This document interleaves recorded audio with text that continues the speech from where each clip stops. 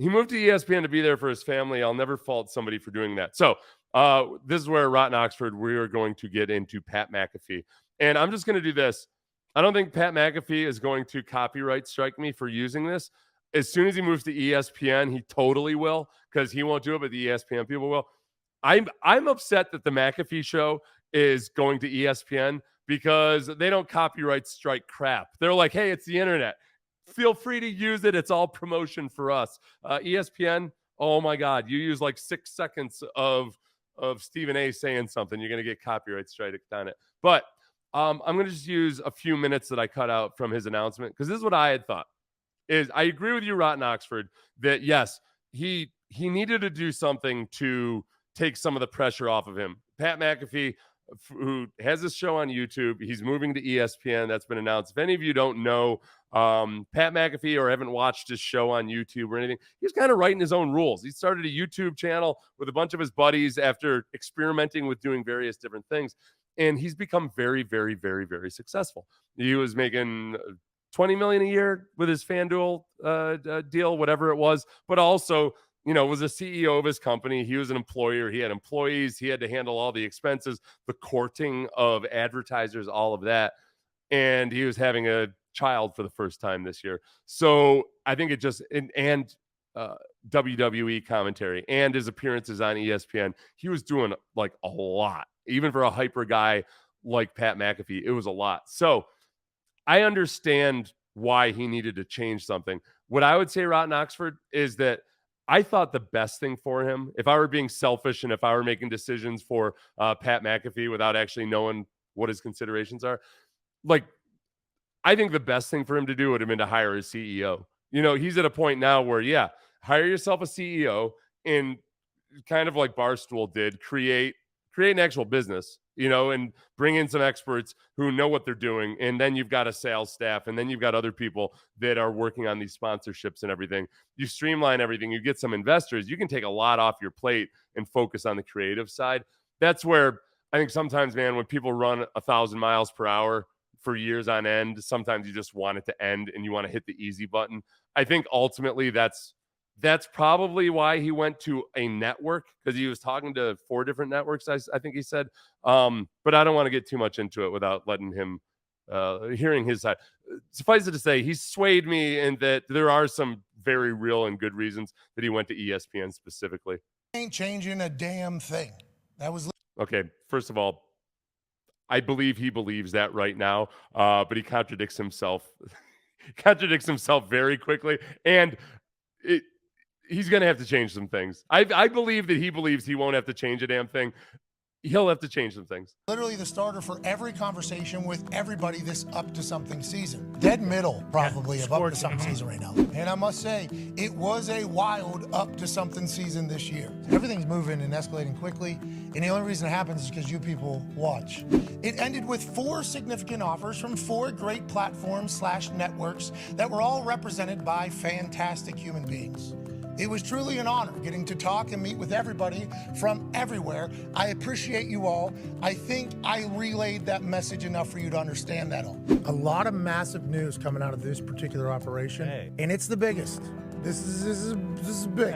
What I discovered in these negotiations that I represented us in is that our show. Yeah, there you go. Like, he represented himself in the negotiations. He doesn't have any lawyers or anything, which is awesome.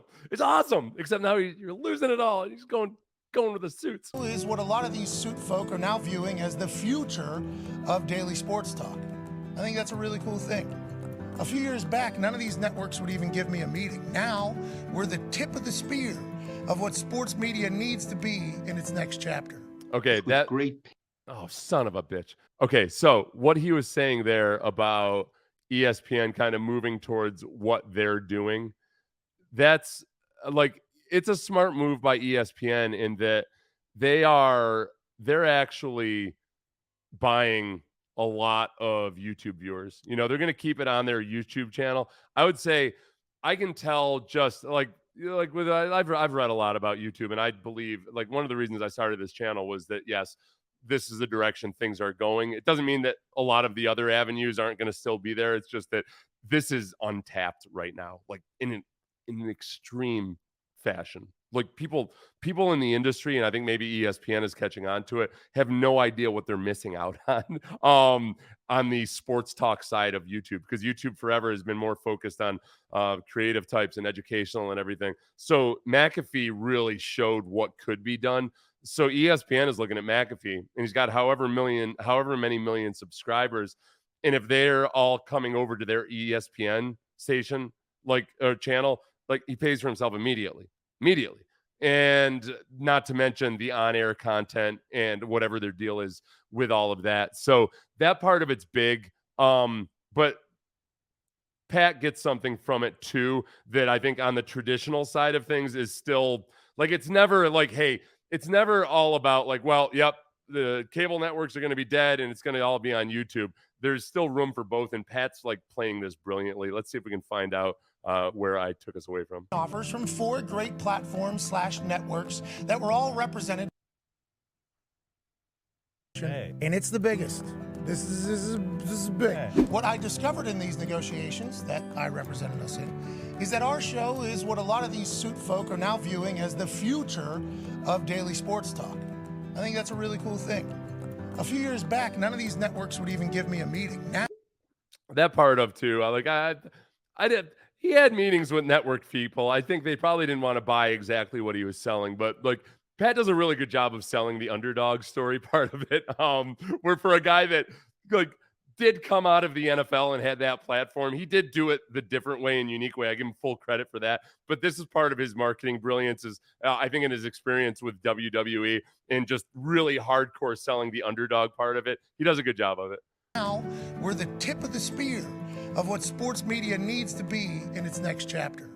I'm honored that what the boys, our fans, and I have created has been studied, accepted, and ultimately seemingly appreciated by these multi-billion-dollar networks with hundreds, if not thousands, of employees. It only happens because of all you motherfuckers that watch and follow along.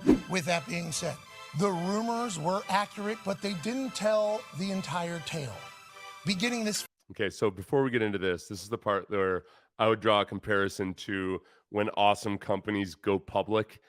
Man, it's like everything in here sounds exactly like when an awesome small company that makes it big goes public and has an IPO. Everybody's idealistic. Nobody thinks that things are going to change because, man, we're going to remain true to our core. But at some point along the way, those quarterly reports start to be your bitch goddess. So I'm nervous for Pat. I know he's created something special, and I'm nervous for him. Our show will be live on ESPN, ESPN Plus, and ESPN's YouTube all at the same damn time.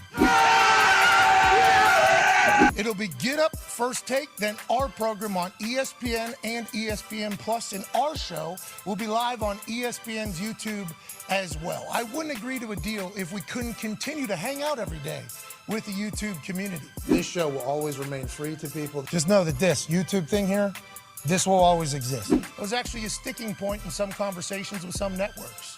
And now... So that was smart. I mean, if they didn't want to stay on YouTube, for one, I think it's a bad move for what he's built already, which is actually the valuable asset. Like if a network wasn't interested in his YouTube following, then I don't know why they would be competing at the same price as ESPN.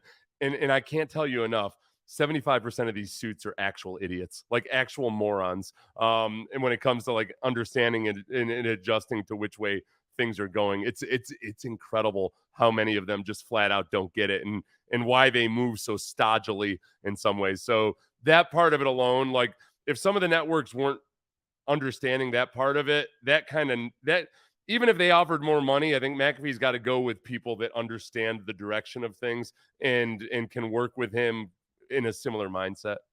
Our show will also be on in every airport, cafe, restaurant, house, etc., with the incomparable power of ESPN.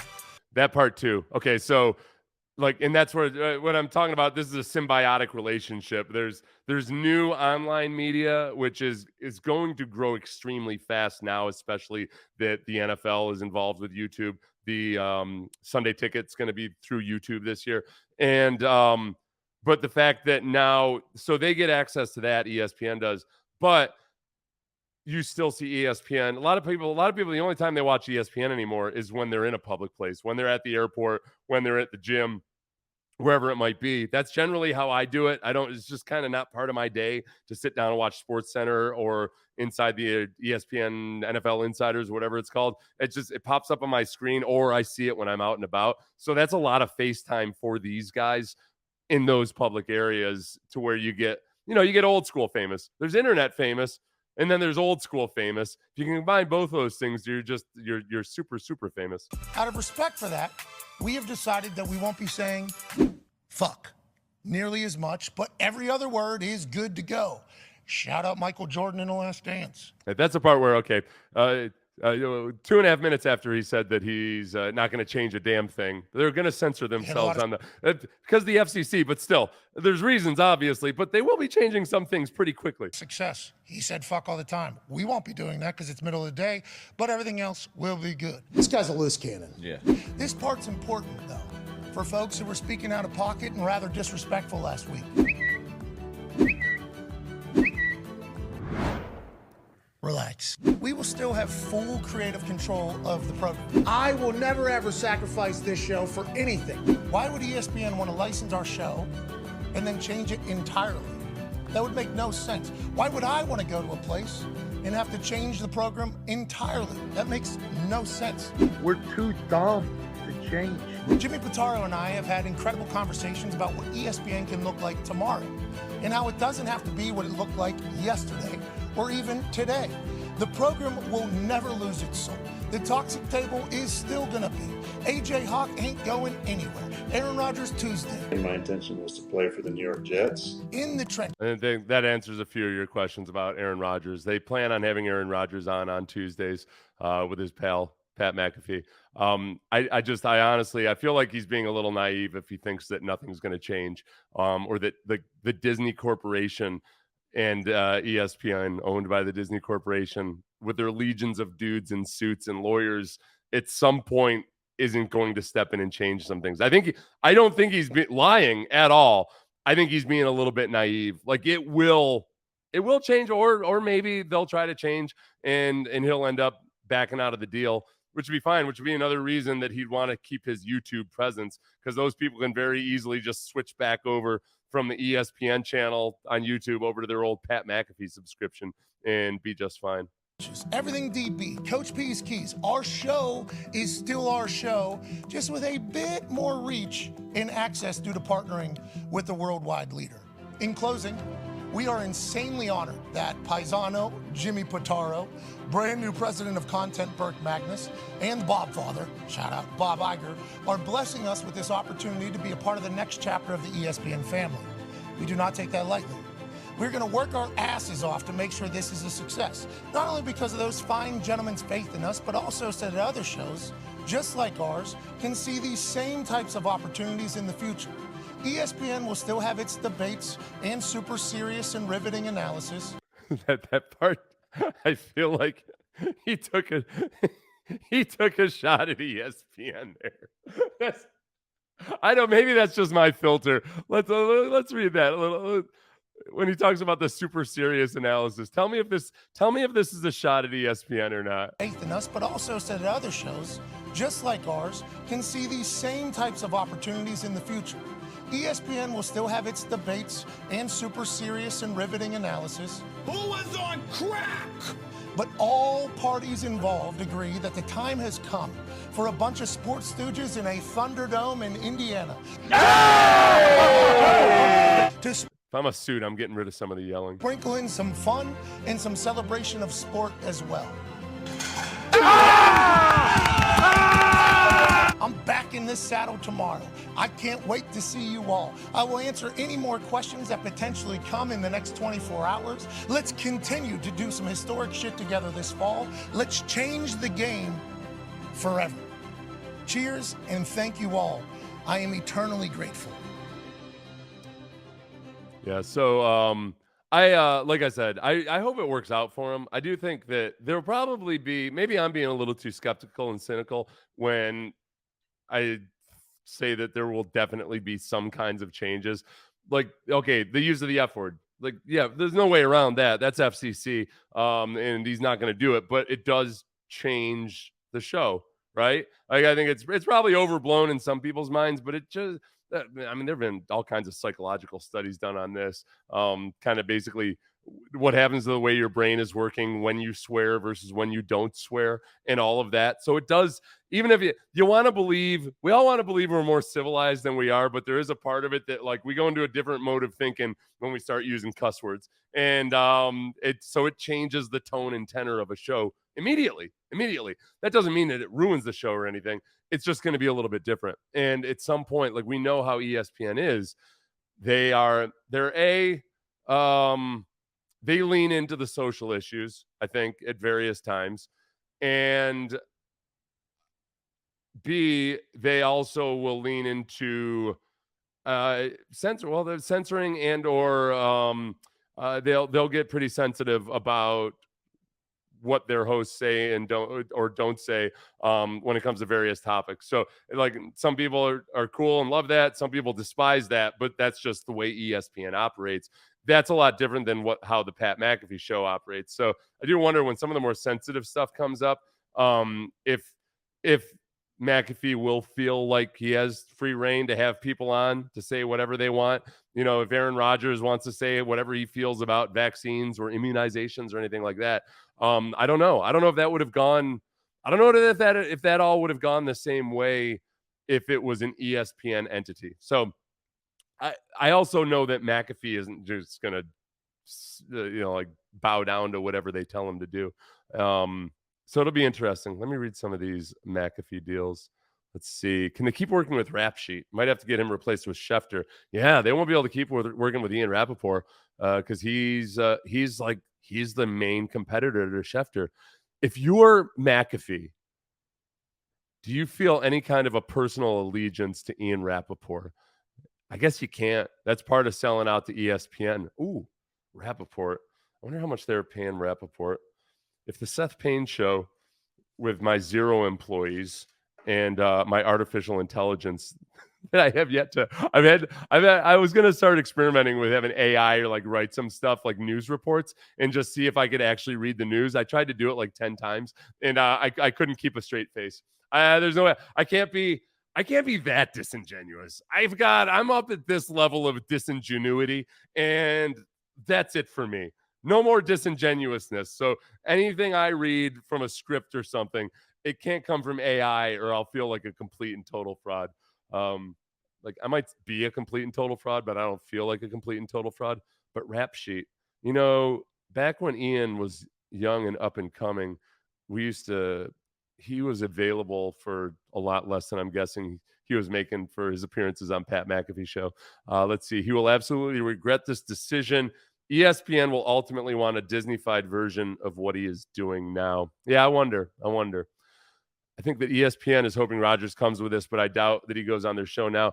I don't know if I think Rodgers, I get annoyed with Rodgers sometimes, because I feel like he takes swipes at media members and, like, makes blanket accusations of irresponsible journalism when it appears he hasn't even read the articles. So, like, Rodgers does that thing that we're all guilty of at times, which is, I think he reads things about a written piece and just figures like, oh, okay, this thing that I just read must have it nailed down and accurate, and I'm going to make my judgments based off that. Or, God forbid, something most of us do too.